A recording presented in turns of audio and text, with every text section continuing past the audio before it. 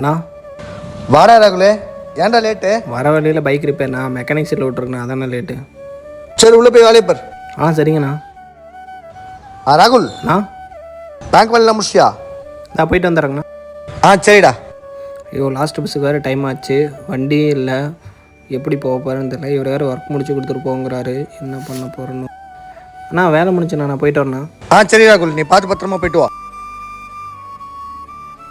ராகுல் ஒரு நிமிஷம். அண்ணா இந்தா என் வண்டி எடுத்துன்னு போ. ஏங்கண்ணா? இல்லைடா, எனக்கு 12 மணி வரைக்கும் பஸ் இருக்குது, என் வீடு பக்கம் தான். ஆனால் எனக்காக நீ வேலை பார்த்தல, உன்னை நான் தானே பார்த்துக்கணும். அதனால் உன் வண்டி வர வரைக்கும் என் வண்டியை நீ வச்சுக்கோ, என்ன சரியா? ரொம்ப தேங்க்ஸ்ண்ணா, போயிட்டு வரேங்கண்ணா. பாய்டா பாய்டா.